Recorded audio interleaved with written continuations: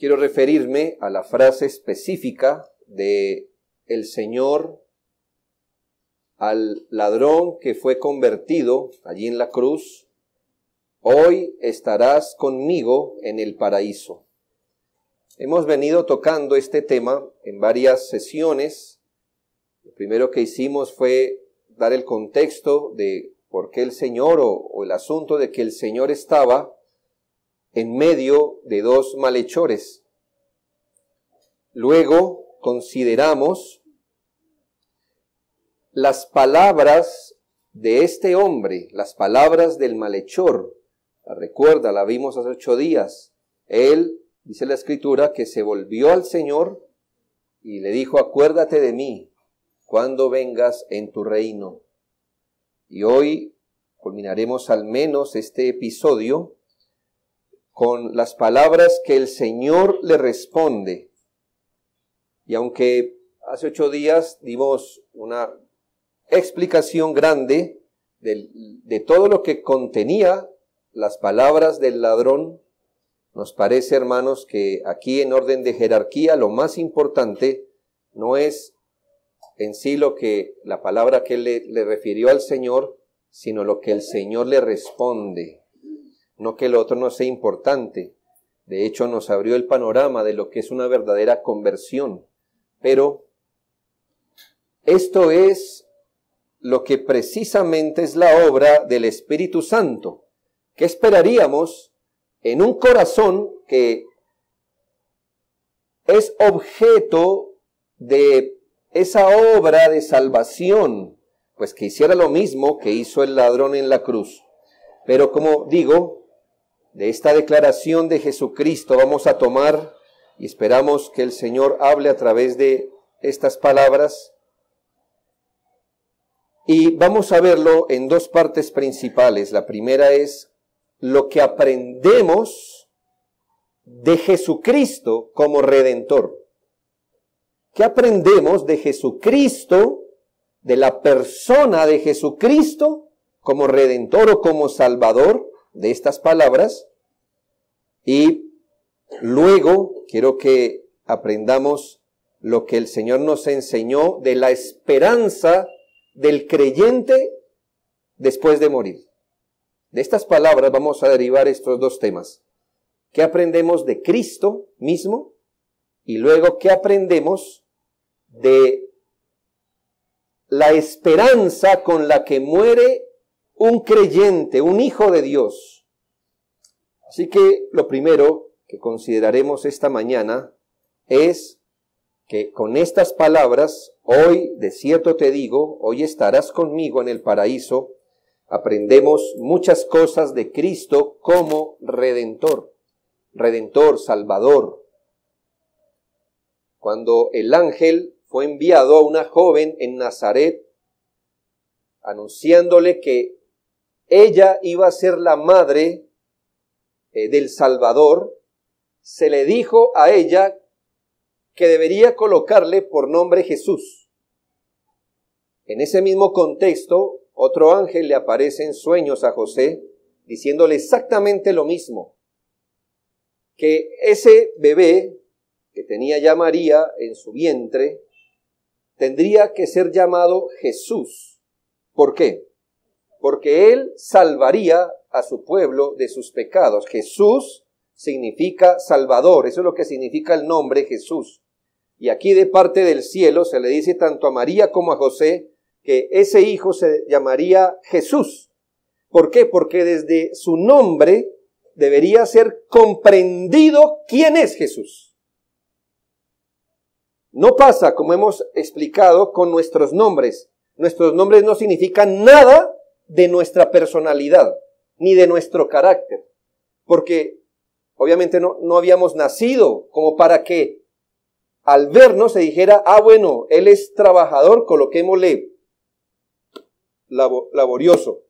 O él es quejetas, coloquémosle Dolores. No.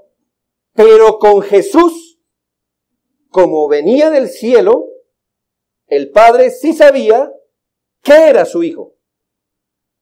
Y antes de nacer, le dice: Él es Jesús, porque eso es lo que le caracterizará de por vida. Al encarnar, entonces su nombre nos está diciendo quién es Jesús y para qué fue enviado por Dios. Él es Jesús porque salvaría a su pueblo de sus pecados.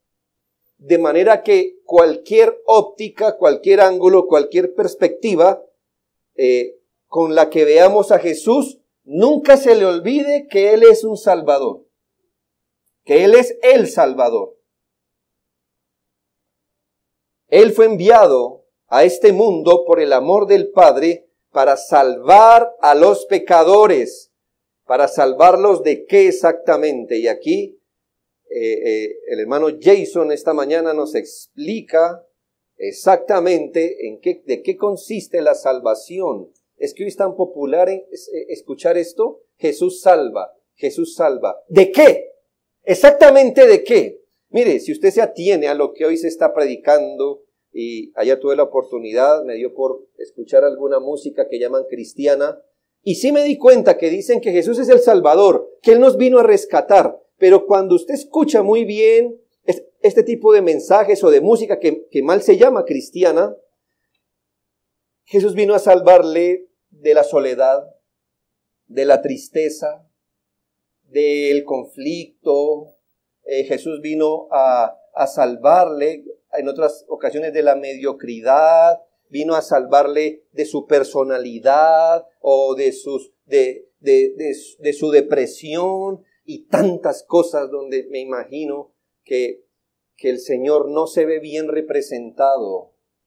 Jesús vino a salvar, ¿qué? A salvar a las personas ¿de qué? Es un salvador ¿de qué? Se llamará Jesús porque Él salvará a su pueblo de sus pecados. El problema no es que usted esté solo, que usted sea feo, que no se realice como persona. Ese no es su problema, es uno de ellos. Pero su mayor problema es que usted nació pecador desde el vientre y por eso el Padre envía a Jesucristo para salvarlo del pecado. Y escuche bien, no estoy diciendo solo para perdonar su pecado, sino para sacarlo de él.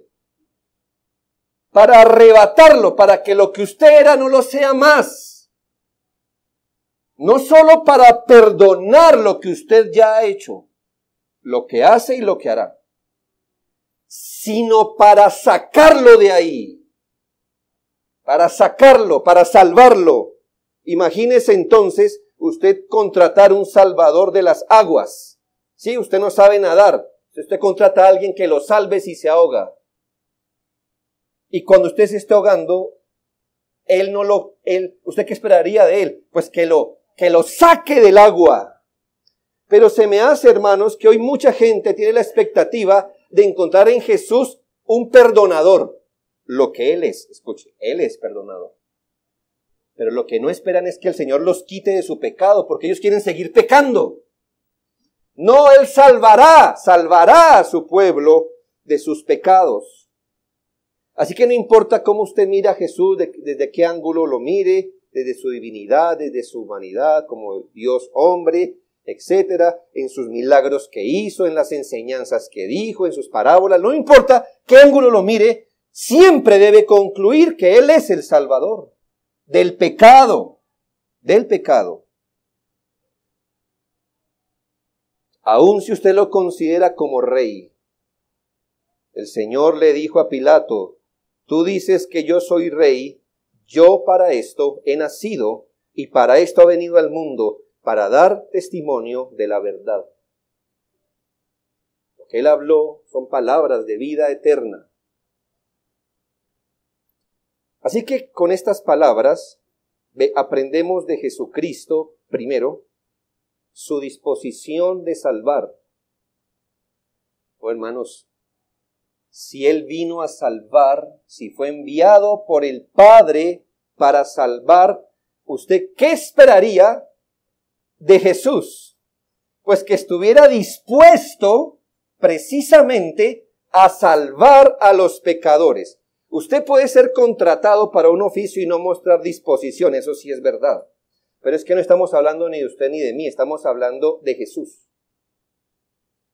Y cuando Él fue enviado a salvar, ¿qué esperaríamos encontrar en Jesús? Sino que Él está muy dispuesto para salvar al pecador. Así que Él no vino arrastrando los pies, como diciendo, no quiero hacerlo, pero ya que el Padre me envía, tendré que, sino que se nos habla no solo del amor del Padre al enviar a su Hijo para nuestra salvación, sino de la disposición que Jesús mostró para salvar al pecador. Miremoslo en este momento, en un momento, en los últimos momentos de su vida, a unos momentos de expirar, donde estaba sufriendo intenso dolor y humillación, donde usted y yo cambiaríamos toda disposición. Vamos a suponer que usted se ha caracterizado toda su vida por ser servicial, por ejemplo. Pero imagínese usted agonizando en el último momento. Yo le pregunto, ¿le quedarían ganas de servir? No, lo que menos quiere usted es que lo interrumpan. Déjenme morir tranquilo. Pero allí está el Señor Jesús en la cruz, expirando, recibiendo la ira de Dios, la humillación, en intenso dolor. Y allí, hermanos, no vemos que cambie en nada su disposición de salvar al pecador. Si usted considera esto, hermanos, que desde que inició el juicio de Jesús, lo hemos venido viendo desde hace algunos meses, desde que fue apresado, si usted considera que desde ese momento a la cruz solo ha emitido un par de palabras, no respondió preguntas, muchas de ellas, enmudeció su boca, no respondió la ofensa, no respondió la burla, no respondió el reproche, pero esta es la segunda vez que abre su boca desde la cruz. ¿Y la abre para qué? Para decirle a un hombre pecador, hoy estarás conmigo en el paraíso. Queda claro, hermanos, qué era lo que pesaba en el corazón tierno del Salvador. ¿Cuál era su preocupación? Es como si todo lo demás no le importara, que se burlen de él, que le peguen, que le levanten un falso testimonio, cualquier cosa él puede enmudecer. Pero cuando un individuo le dijo, acuérdate de mí, él dijo, estarás conmigo en el paraíso. ¿No era el peor momento, digo yo, para molestar al Señor? Pero el Señor mostró su disposición de salvar. Alguna vez estaba hablando con unos fariseos, dice el Evangelio, y una mujer se acercó por detrás a derramar su perfume a sus pies y muchas lágrimas, dice la Biblia. Y a algunos hombres estando allí les pareció inoportuno e imprudente que esta mujer hiciera esto, pero menos a Cristo. A Cristo no le pareció imprudente que una mujer fuera y se humillara ante Él buscando salvación, y que el Señor le dijo, sus pecados le han sido perdonados. Note lo que es inoportuno para el hombre, para nosotros mismos no es inoportuno para el Señor.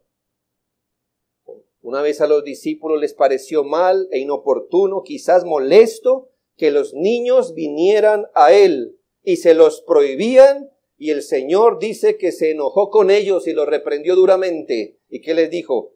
Dejen los niños venir a mí, porque de los tales es el reino de los cielos. Para el Señor nunca es inoportuno salvar. Y así mostró su disposición. Otra mujer lo importunó en el camino pidiendo, sane a mi hija. Fue reprendida por los discípulos, pero el Señor alabó su fe. Así que si usted piensa que había un momento, el menos apropiado para pedirle algo al Señor era en su agonía en la cruz. Pero un pecador nunca puede ser demasiado inoportuno para venir a Cristo y pedir salvación. Con eso lo quiero es animar. Usted nunca importunará a Jesús pidiendo salvación. Allí mismo el Señor lo atendió sin demora. El Señor no dijo, estás arrepentido, déjame lo pienso. Espere. Déjeme pensar. Inmediatamente le respondió, y en esto honra lo que él había dicho en Juan 6:37 al 39, todo lo que el Padre me da vendrá a mí, y al que a mí viene, no le echo fuera, porque he descendido del cielo, no para hacer mi voluntad, sino la voluntad del que me envió. Bueno, y esta es la voluntad del Padre, el que me envió, que todo lo que me diere no pierda yo nada, sino que lo resucite en el día final. Nunca un pecador se acercará verdaderamente arrepentido y con fe al Salvador, y el Señor lo dejará esperando. ¿Por qué? Su nombre es Jesús, y Él salvará a su pueblo de sus pecados, y Él está muy dispuesto a salvar, y eso aprendemos de las palabras del Señor. Segundo, que aprendemos de Cristo. Estamos mirando primero qué aprendemos de Cristo. 1, su disposición de salvar. 2, su poder para salvar. Su poder para salvar. En la hora de mayor debilidad del Señor, cuando colgaba agonizante de la cruz, escuchó y concedió la petición del pecador, abriéndole la puerta a la vida eterna. Y ahí muestra el Señor su poder. En esto comprobamos, recuerde que un apóstol dijo que lo más débil de Dios es más fuerte que los hombres. ¿Y en dónde estaba más débil el Señor sino en la cruz? Hermanos, aún el Señor en su debilidad humana no es nunca un salvador débil. Él salva, Él salva. Por lo cual, dice Hebreos 7:25, puede también salvar perpetuamente a los que por Él se acercan a Dios, viviendo siempre para interceder por ellos. Por lo cual, puede también salvar. Puede, tiene el poder para salvar a los que por Él se acercan a Dios. Este es Jesús. No promete y se encoge de hombros diciendo, ojalá, creo, vea, haré todo lo posible por salvar al pecador que venga a mí, sino que dice la Escritura que Él puede hacerlo. De hecho, ese es el poder que tiene. Nunca hay que dudar ni cuestionar la suficiencia de Cristo para salvar un pecador. Esa duda la tenemos usted y yo. ¿Podrá el Señor salvar a este? Es que si lo viera vivir, este en verdad se ha embarrado con su pecado. ¿Podrá salvar el Señor a aquel? ¿Podrá salvar el Señor o me podrá salvar a mí? Es que usted no me conoce. Yo sí soy de una categoría de pecado fuerte. Es muy probable que si yo fuera o usted fuera el Salvador, pierda la esperanza completamente. A usted no lo salva nadie, ni a mí. Pero Jesucristo es el Salvador y Él tiene el poder para salvar. Si el Salvador, estando moribundo, pudo salvar, ¿cuánto más el que se levantó triunfante del sepulcro para jamás morir? Al salvar a este ladrón, Cristo dio una exhibición de que su cuerpo estaba resentido, pero su poder para salvar estaba intocable. La salvación del ladrón moribundo demuestra que el Señor, si quiere, puede salvar a todos los que acuden a Él. Si Cristo recibió a este ladrón arrepentido, entonces nadie desespere ni se pregunte si Cristo lo salvará de su pecado si acude a Él. Porque le puedo decir que el Señor lo salvará de su pecado si usted acude arrepentido a Él. Si este ladrón moribundo en una situación tan extrema no estaba fuera del alcance de la misericordia divina, ningún otro pecador puede dudar que el Señor se acuerde de él si el pecador va a Él y se lo pide. Si usted tomara una lista, un cuaderno, puede ser que de 50 hojas, y escribe pequeño, y hace un listado de las descripciones que la Biblia le da al pecador, es decir, cómo un pecador es descrito en la Biblia. ¿Sí? Usted hiciera cada vez que el pecador es descrito con una palabra, con una analogía, va a encontrar que las descripciones son terribles. Por ejemplo, el pecador es descrito como muerto, ciego, impuro, inmundo, débil, impío, necio, rebelde, esclavo, perdido y tantas cosas más. Uno al mirar estas descripciones se pregunta si alguien pudiera caer más bajo que lo que la Biblia le llama ser pecador. Ser pecador es lo más bajo que un hombre puede caer. Las descripciones son terribles en la Biblia. Y dice 1 Timoteo 1:15, palabra fiel y digna de ser recibida por todos, que Cristo Jesús vino al mundo para salvar a los pecadores. Vino a salvar a los pecadores. El Evangelio es llamado poder de Dios para salvación. Esta es una gloria del Evangelio. Aún en el día de su muerte, el Señor llegó al cielo de la mano, llevando de la mano a un pecador. El primer trofeo, puede decirse, de su muerte, de su sangre redentora. Que no quepa la menor duda, el que viene a Cristo, a Él no lo rechaza. El que cree en Él tiene vida eterna. El que en Él cree no será avergonzado. El que cree en Él, aunque esté muerto, vivirá. El que cree en Cristo verá la gloria de Dios. Tercero que aprendemos de la persona del Señor por estas palabras, la certeza de su poder redentor. La certeza de su poder redentor. En la Biblia existe una palabra que Dios nos dio para que nosotros confirmemos la certeza de algo.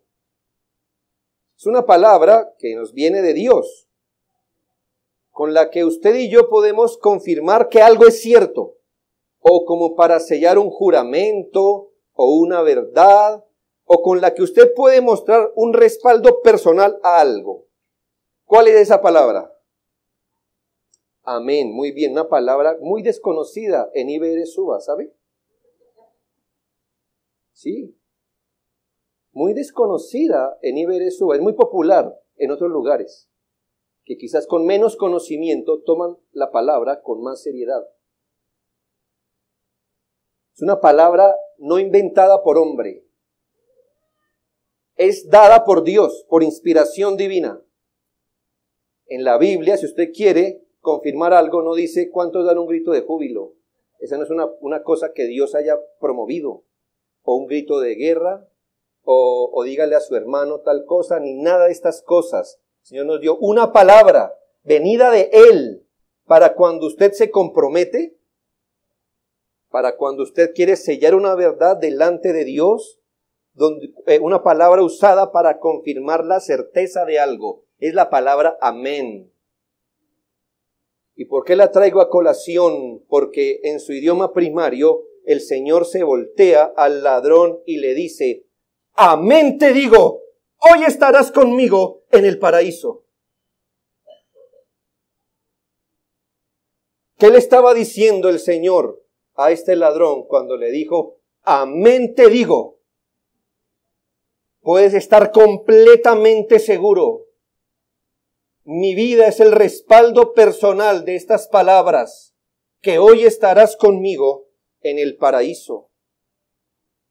Por eso dice la Escritura, hermanos, en 2 Corintios 1, 19 al 20. Porque el Hijo de Dios, Jesucristo, que entre vosotros ha sido predicado, no ha sido sí y no, mas ha sido sí en Él, porque todas las promesas de Dios son en Cristo sí y en Cristo amén, por medio de nosotros para la gloria de Dios. Todas las promesas de Dios son en Cristo un amén. Si Dios lo prometió en Cristo, y en Cristo son un amén de Dios. La declaración del Señor a este ladrón fue determinante. Que usted diga amén, a veces decimos amén, respaldamos algo y después nos retractamos. Pero que Dios diga amén, que Jesucristo diga amén, eso da completa certeza a este hombre. Él le aseguró con esta palabra que ese mismo día, cuando partiera de este mundo, estaría con él en el paraíso. Y eso es lo que aprendemos, hermanos, de él. En Apocalipsis 3:14 hay algo interesante, y es que Jesucristo es llamado el amén. Y escribe el ángel de la iglesia en la Odisea: he aquí el amén, el testigo fiel y verdadero, el principio de la creación de Dios. No solo que las promesas de Dios son en Cristo un amén, sino que Cristo es el amén de Dios. Es como si Dios pusiera a Jesucristo como la garantía de todo lo que ha prometido. Y si el Padre dijo, Él salvará a su pueblo de sus pecados, ¿qué es Cristo? El amén de Dios. Él salvará a su pueblo de sus pecados. Esto es lo que aprendemos del Señor. Hay certeza en su poder redentor. Nunca dude de que Jesús es un redentor. Que Él es el redentor, que Él salva a las personas de sus pecados, que las perdona sí, pero que se comprometió a quitarlas, a sacarlas de sus pecados. Y esto aprendemos de la persona de Cristo por estas palabras. Ahora, ¿qué aprendemos de la esperanza de los creyentes al morir? Es mi segundo bloque. Lo uno era mirar lo que aprendíamos de Jesucristo, de las palabras que Él dijo. Pero ahora quiero que miremos lo que aprendemos de la esperanza de los creyentes al morir. Yo no estoy diciendo de lo que aprende cada persona que muere, o lo que aprendemos cada vez que una persona muere. Oh, no. Hermano Jason hoy enseñaba, popularmente nos referimos a todo el que muere. A todo el que muere está en un lugar mejor. Eso no es exactamente preciso. Yo sé que eso es un aliciente, eso calma por un momento el dolor de una persona, pero es una mentira. Porque no está escrito que todo el que muere va a un lugar mejor. Ni siquiera que todo el que muere va al cielo. El que muere sin Jesucristo no tiene esta esperanza. El que muere sin tener a Jesucristo como su Salvador no tiene esta esperanza. Le voy a narrar la esperanza del que muere en Jesús, como murió uno de esos dos ladrones que fue crucificado al lado del Salvador. Estas palabras de Jesucristo son una gran enseñanza de qué es lo que le espera a usted. Hablar de la esperanza de la muerte es algo que solo un creyente entendería. ¿Sabe qué es esperanza? Esperar algo. ¿Tiene esperanza de morir en el Señor? Es decir, ¿está esperando morir en el Señor? Generalmente la gente no espera morir. Y yo lo entiendo. Su misma conciencia les dice, es mejor no morir. Pero el creyente espera morir en el Señor. Si algo se resalta aquí, es que lo que vamos a leer o lo que hoy estarás conmigo en el paraíso no son las intenciones o los deseos del ladrón moribundo. Él no dijo, ay Señor, yo quisiera hoy mismo estar contigo en el paraíso. Estas no son palabras que expresan los deseos del ladrón. Estas son palabras de Jesucristo, dadas al ladrón. Que aprendemos, uno, el destino de los salvos al morir.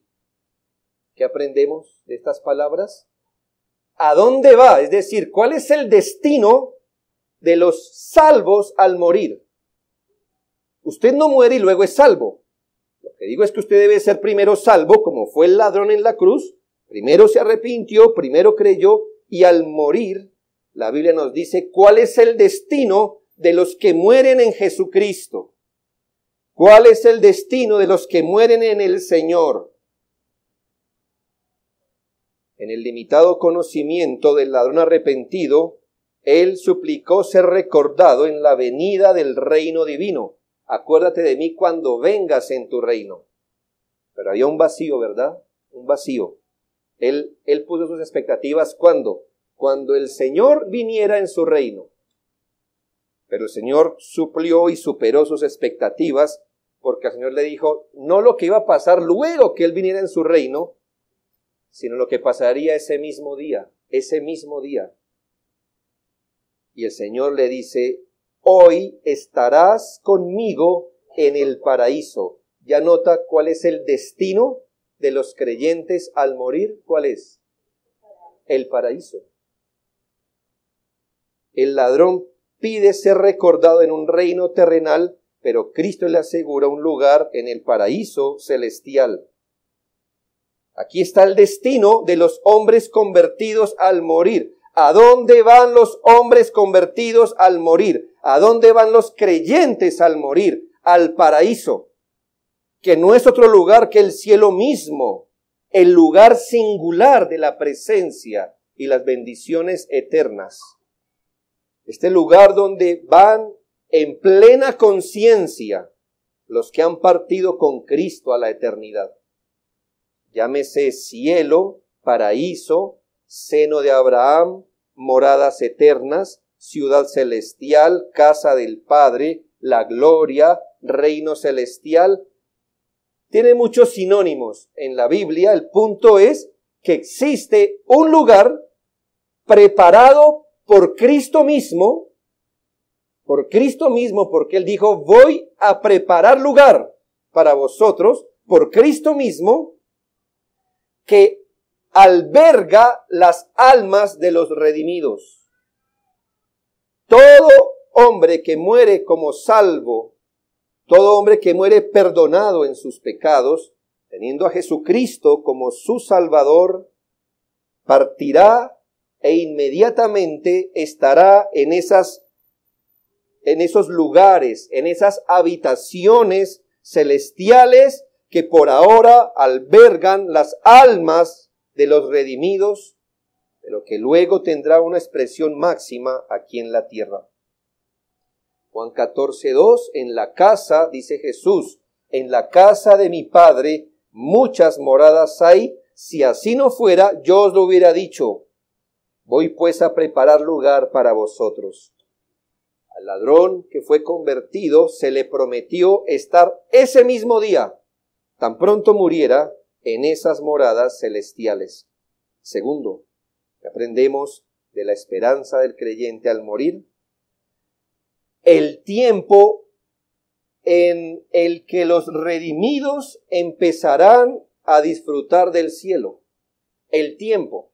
¿Qué aprendemos de estas palabras? El tiempo en el que los redimidos empezarán a disfrutar del cielo. Se le dio una certeza al ladrón, no, de cierto te digo, o amén te digo. ¿Y cuál fue la esperanza que el Señor le dio a este hombre? Mire, usted estará en el cielo, pero tendrá que esperar un tiempo de purificación de su carne en un lugar intermedio. No. Debo decir que algunas sectas enseñan una doctrina que se llama el aniquilacionismo, ¿no? Ni la apunte, que eso es enredadísimo, pero lo que quiere decir es que algunas sectas enseñan que cuando usted muere y deja de existir. ¿Sí? Hasta como los animales, sí. Muere y murió.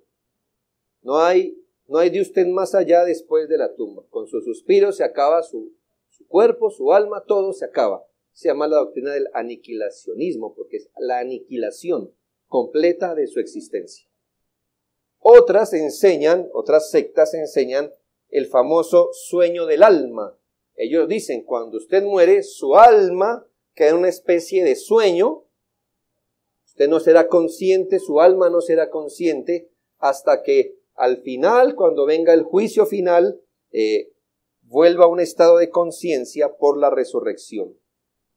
Otros han inventado esa doctrina de un purgatorio. Purgar significa pagar una pena. Así que quienes supuestamente están en ese lugar intermedio, lo que están es en un lugar purificando su alma, porque si bien no cometieron pecados que los manden al infierno, tampoco acumularon méritos para ir al cielo. Entonces, en ese lugar se purgan los pecados, se limpian los pecados. Oh amigos, ese lugar ni existe. Y el lugar para lidiar con el pecado es antes de morir y aquí en la tierra. Usted no puede tomar una Biblia y encontrar por ningún lugar un famoso tercer lugar donde van las almas. No se engañe, eso le puede ayudar a dormir tranquilo un par de noches, pero su conciencia le remuerde porque usted sabe que se presentará delante de Dios para ir al infierno eterno o al cielo glorioso. Las palabras de Cristo son suficientes para esfumar cualquier engaño, tanto que a dónde van los hombres salvos, como de cuándo empieza su disfrute. Una versión muy mala, de hecho, se llama Nuevo Mundo, de la Biblia, traduce así: de cierto te digo hoy, estarás conmigo en el paraíso. ¿Nota? ¿Dónde colocaron la coma? De cierto te digo hoy, estarás conmigo en el paraíso. ¿Por qué? Porque es una secta que no cree en que al morir uno va al lugar eterno. Nuestras versiones dicen, de cierto te digo, hoy estarás conmigo en el paraíso. O esa es la intención al menos, así no haya una coma. ¿Qué podemos responder a esta de cierto te digo hoy? Primero, que no había necesidad de decir al ladrón, de cierto te digo hoy, luego cuando estaba hablando, ayer o mañana, hoy día. Es una tontería decirle a alguien, le voy a decir algo hoy. Sí, gracias, ¿no? Segundo, la verdad es que la suerte de los creyentes después de morir no solo la basamos en Lucas. La Biblia es clara. Por ejemplo, Filipenses 1:23. De ambas cosas estoy puesto en estrecho, teniendo el deseo de partir y estar con Cristo, lo cual es muchísimo mejor. Para el apóstol Pablo, ¿cuál era su esperanza? Que al partir, es decir, al morir, estar ¿con quién? Con Cristo. ¿Sí nota? Sin espacio. Le recuerdo que en medio de una parábola el Señor en Lucas 16:22 dijo, aconteció que murió el mendigo y fue llevado por los ángeles al seno de Abraham. ¿Qué aprendemos de las palabras del Señor? Que tan pronto muera un creyente, su encuentro con Cristo no se postergará ni un segundo después. El que muere en Cristo morirá acompañado de Cristo y enseguida, en ese mismo instante, cuando parta de este mundo temporal, estará con Cristo, estará en presencia de Cristo. No habrá una larga espera, no habrá la caricatura de que uno llega al cielo, golpea, mira en una lista y cosas así, que son ridículas pensarlas solamente, sino que al morir, el que muere en el Señor, el que muere perdonado, El que muere creyendo en Cristo estará inmediatamente con el Señor en quien creyó, a quien sirvió. Hoy estarás conmigo en el paraíso. Espero que le llene de gozo que el próximo paso después de su agonía sea estar con Cristo. Si usted ha estado muy enfermo en un hospital y Dios le ha concedido recuperarse, usted debe saber que es una recuperación solo temporal. Ya el hospital lo esperará otra vez o su lecho de muerte, ¿no? O usted dice, no, aquí ya me curaron de esto y de aquí para adelante todo es salud, salud, salud, salud. No, a usted lo salvaron ahí. Y ya volverá. Pero, ¿cuál es nuestra esperanza? Que muertos estaremos con el Señor. El próximo paso, el paso que sigue, el inmediatamente posterior a expirar, es estar con el Señor. Y el Señor le dio esa certeza al ladrón. Cuarto, de las palabras de Cristo aprendemos en qué consiste el disfrute del cielo. ¿En qué consiste el disfrute del cielo? Y aquí quiero corregir otros malos entendidos, porque en las palabras de Cristo es muy claro, el Señor no esperanza a este convertido diciéndole, de cierto te digo que hoy mismo descansarás. Porque para muchos el cielo es ¿qué? ¿Descansar de qué? De este mundo. No es que este mundo es todo tan caro, tan inseguro, tan complicado, tanto problema que hay. Pero cuando muera, descansaré. ¿Cristo no le dijo eso al ladrón? Por supuesto que en el cielo hay descanso, pero ¿en qué consiste el cielo? El Señor no dijo, de cierto digo que al morir aquí, descansarás. Rest in peace. Descansa en paz. Uy, a mí no me coloquen eso, por favor, por favor, en mi lápida, no. Ojalá me puedan colocar estando en Cristo, lo cual es muchísimo mejor.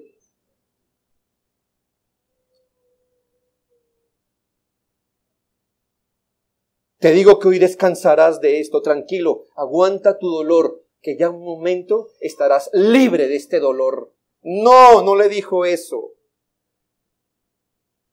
Yo sé que parte de esto es el cielo, reposar, descansar en paz, ser librado de pena y sufrimiento, porque dice la Biblia que allá no hay lloro, etcétera. Encontrarse de nuevo con los que amamos en el Señor, calles doradas, mar de cristal, y todo esto, aunque hace parte de lo que es el cielo, en verdad son las contingencias del cielo, no el punto central. Si usted es cuidadoso en notar las palabras de Cristo, el punto central no es ni siquiera el paraíso. Mire, ¿qué le dijo el Señor? El Señor no le dijo, de cierto te digo que hoy estarás en el paraíso. No le dijo eso tampoco. Escuche muy bien porque esta es nuestra gloria. De cierto te digo que hoy estarás conmigo en el paraíso. En ese orden piensa en el cielo siempre. Estarás conmigo en el paraíso. Ay, la frase estarás conmigo es nuestro cielo, hermanos. Este es nuestro cielo. Apéguese a eso. Si Dios le da la oportunidad de agonizar, no se abrace de el paraíso. Sí, allá irá, tranquilo. Abrácese, porque esta es nuestra esperanza. Estarás conmigo. Dijo el Señor, es la descripción más bella que yo encuentro de lo que es el cielo. Sí, más bella que un mar de cristal, más bella que calles de oro. No sé si usted tendrá ojos para ver eso. La gloria del cielo consiste no en descansar, ni en no ser juzgado, ni en me salvé del infierno. La esperanza del cielo es estar con Él. Dijo el apóstol, deseo partir y estar con Cristo. Lo que hace que el cielo sea superlativamente mejor a cualquier otro lugar no es su estética, es quién está allí, quién será el eterno acompañante, Cristo. Yo le pregunto a usted, ¿para usted sería suficiente si el cielo es el lugar donde usted escapó del infierno? Ay, espero que usted diga no. O sea que usted estaría tranquilo si hay un lugar donde usted escapa del infierno. Usted diría, bueno, ya. Gracias al Señor no estoy en el infierno, aquí estoy en el cielo. ¿Ese es su cielo? ¿Ese es su cielo? ¿Sería cielo para usted si usted llegara después de morir a un lugar hermosísimo, cascadas cristalinas, ríos limpios, prado verde, un sol eterno, clima templado, muchos frutos, todo que no se acabe? ¿Eso es lo que le da sentido? ¿A eso es lo que usted se va a pegar segundos antes, minutos antes, días antes de morir? ¿Es lo que usted quiere? ¿Estaría perfecto su cielo si usted pudiera seguir siendo feliz, aun si Cristo no estuviera allí? Ese cielo sin Cristo no existe, solo existe en su pensamiento. ¿Usted piensa que para el ladrón hubiera sido cielo si al partir de aquí no hubiera encontrado a Cristo al otro lado? No, y le debo decir por qué no. Él mismo lo dijo. Él no dijo, Señor, llévame al cielo cuando muera. Él dijo, acuérdate de mí. Eso es muy personal. Quiero estar en tus pensamientos, en tus consideraciones.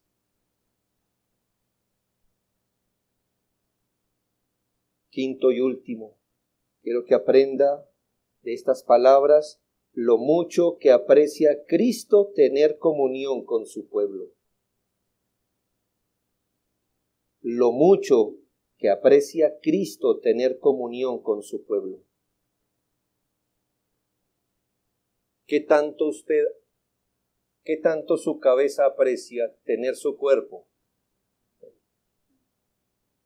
¿Sí? Le favorece, le da una especie de alegría de decir, estoy lúcido, pero estoy del cuello para abajo, mire, inválido. ¿Sí? ¿No, verdad? Mire, cuando Cristo aceptó ser nuestro mediador, unió nuestra suerte a la suya. Él no tenía necesidad de hacerlo, pero desde ese momento, Él quiere que donde esté su cabeza esté su cuerpo, y lo anhela profundamente. Da mucha pena ver a cristianos más interesados en las bendiciones de Cristo que de Cristo mismo. Han hecho un Cristo de la salvación, sustento, ánimo, consuelo, cielo, bendiciones, perdón. Han hecho un Cristo de todo eso. Y viene a ser esto más importante que Cristo mismo. Siendo nosotros los necesitados de comunión, no deja de gloriarnos expresiones como Juan 17:24. Padre, dijo Jesús orando antes de dar su vida en la cruz, Padre, aquellos que me has dado, hablando de los discípulos, quiero, dice Él, que donde yo estoy, también ellos estén conmigo, para que vean mi gloria que me has dado, porque me has amado desde antes de la fundación del mundo. Hermanos, Cristo aprecia tener comunión con su pueblo. ¿Qué hubiera sido del corazón de nuestro Salvador si el ladrón hubiera dicho, mire, lléveme a un lugar mejor que esta cruz? ¿Esté o no usted allí? Sálveme de ese tipo de salvación donde si está Cristo o no está Cristo no importa. No.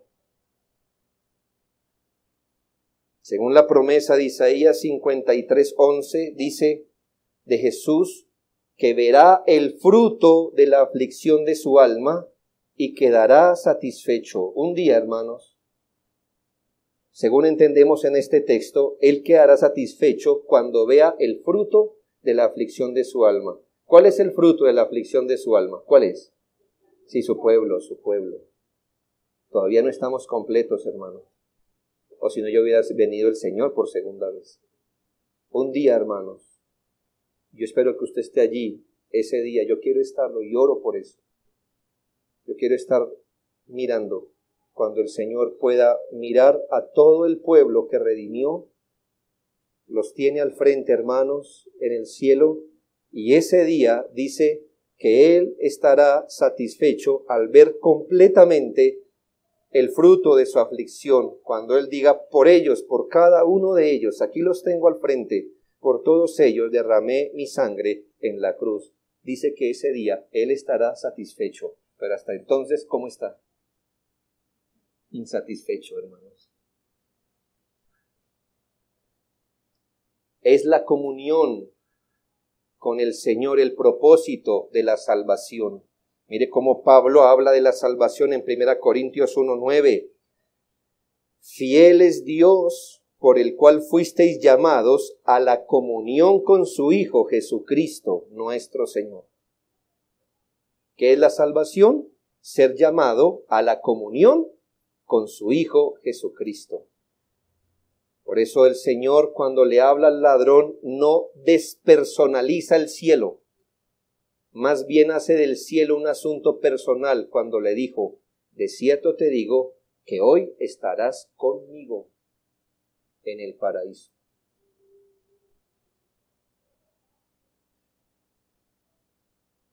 Considere, por favor, para el provecho de su alma, este cuadro tan hermoso. Es una muestra patente de lo que es el Evangelio.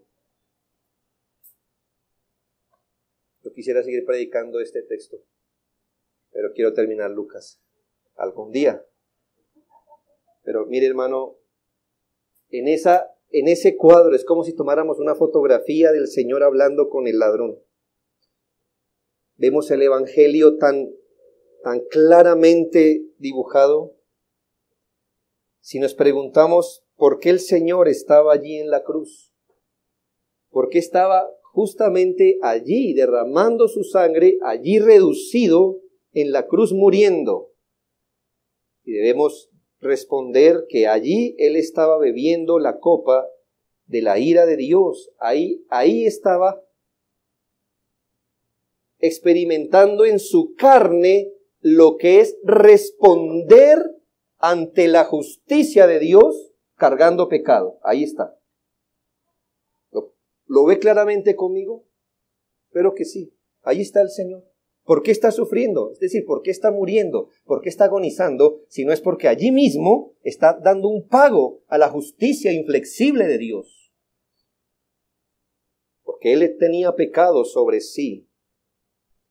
Cuando usted se para en la cruz o al frente de la cruz, estoy hablando de una metáfora, cuando se para frente a la cruz, usted entiende lo que Dios piensa en su justicia del pecado. Pero no solo mire esto, acérquese un poco y escuche las palabras que están saliendo de Jesús hacia el ladrón arrepentido. Mire, hermano, yo lo entiendo así. El Señor estaba aquí en un contexto de justicia. ¿Ya? El Señor estaba bajo la justicia del Señor, estaba allí por la justicia de Dios, estaba allí satisfaciendo la justicia de Dios, estaba muriendo bajo la justicia de Dios, y cuando se le da la oportunidad de hablarle al pecador, no le habló de justicia, le habló de gracia.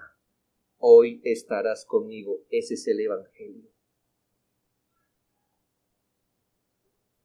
¿Por qué, si de arriba estaba el Señor siendo inundado por las cascadas y torrentes de justicia, al salir de la boca no sale eso mismo que está recibiendo? Porque Él es el Salvador. ¿Sabe? Él hubiera podido claramente decirle, si yo estoy recibiendo la justicia de Dios, ¿Usted espera ser recordado en la eternidad? ¿De verdad? Si yo soy santo, soy puro, soy inmaculado y estoy aquí así, ¿usted piensa? ¿No eran las mejores palabras? Palabras de justicia. Que el Señor lo hubiera podido destruir con una sola palabra. Hey, ¿has pecado?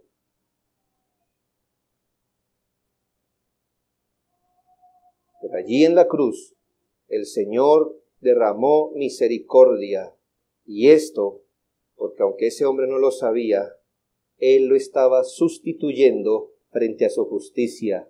Su carne estaba puesta por Él, para que ese ladrón, junto con miles de pecadores arrepentidos, no muriéramos bajo la justicia e ira de Dios. En la cruz usted ve eso claramente, la justicia divina e inflexible y la misericordia amplia y generosa. En esa cruz, Cristo estaba comunicando que recibía el castigo, pero que había venido no a castigar, sino a salvar, a tener misericordia. Y dice la Biblia que esto fue hecho, hermanos, una sola vez y para siempre, habiendo obtenido eterna redención.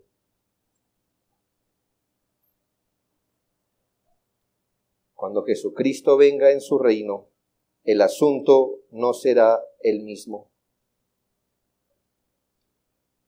Cuando el Señor venga en su reino, no habrá palabras de gracia. Todas sus palabras serán de justicia. Qué bueno es el Señor que lavó a ese ladrón en la cruz.